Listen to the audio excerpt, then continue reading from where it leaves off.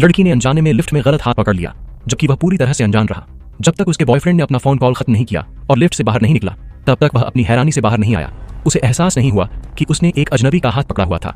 शर्मिंदा होकर वह जल्दी से वहां से निकला और अपने अमीर बॉयफ्रेंड के पीछे दोस्तों के साथ खाने के लिए एक रेस्टोरेंट में चला गया। टेबल पर उसका पूरा ध्यान भटक गया था। उसका मन उस अजनबी का हाथ पकड़ने के एहसास से भर गया था।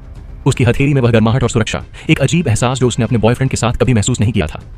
जैसे ही वह सोच में डूबा हुआ था, एक दोस्त उसे टोस्ट करने के लिए खड़ा हुआ और खुद को शांत करने के लिए रेस्ट रूम की ओर भागा। लेकिन वहां हालात और भी बिगड़ गए।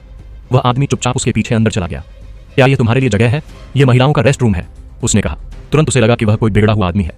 उसने उसके मुंह पर थप्पड़ मारा। फिर जब एक और आदमी अंदर आया तो उसे एहसास हुआ कि वह गलती से आदमियों के टॉयलेट में चला गया है। घबराकर वह भागने के लिए मुड़ा, लेकिन उस आदमी ने उसे पकड़ लिया और एक स्टॉल में खींच लिया। इत्तेफाक से अमीर बॉयफ्रेंड भी टॉयलेट में आ गया। उसने तुरंत सिंक पर अपनी गर्लफ्रेंड के कपड़े देखे और उसे धोखा देने का शक हुआ। गुस्से में वह दौड़कर अंदर जाने और उसे रंगे हाथों पकड़ने ही वाला था। अमीर बॉयफ्रेंड को उस पर पूरा शक था और उसे उस पर बिल्कुल भी यकीन नहीं था। उसकी गर्लफ्रेंड के जाने के बाद दूसरी पीढ़ी के अमीर वारिस ने उस क्यूबिकल का दरवाजा लात मारकर खोला जिसमें उसकी गर्लफ्रेंड अभी थी, तो वह खाली था।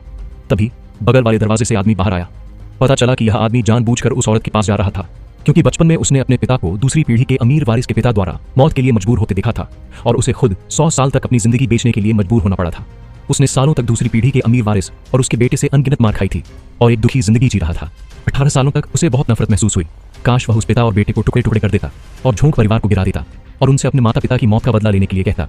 औरत का दिखना रोशनी की किरण की तरह था, जिससे उसे बदला लेने की उम्मीद मिली।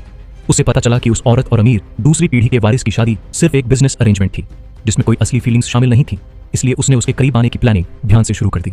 लिफ्ट में उस गलती से हाथ पकड़ने के बाद से औरत बेचैन थी। उसका मन उस अजनबी के ख्यालों से भरा हुआ था। मौके का फायदा उठाते हुए उस आदमी ने औरत को परेशान करने के लिए 2 गुंडों का इंतजाम किया और फिर जरूरी मौके पर उसने एक हीरो वाला सीन करने के इरादे से जबरदस्त एंट्री की। उसने अभी 2 गुंडों को भगाया था कि अचानक चीजें बदल गईं।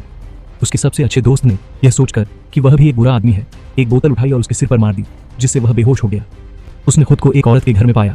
जब वह उठी तो वह बिना कपड़ों की थी और उसके हाथ बंधे हुए थे। पता चला कि उसके सबसे अच्छे दोस्त ने जाने से पहले उसे बांध दिया था। उसे डर था कि वह उस औरत को नुकसान न पहुंचा दे। उस आदमी को यकीन दिलाने के लिए कि वह एहसान फरामोश नहीं है, उस औरत ने वादा किया कि जब उसकी सबसे अच्छी दोस्त वापस आएगी तो वह उसे खोल देगी। आखिर अपनी दोस्त के साथ एक कमरे में अकेले होने से वह थोड़ी डरी हुई थी।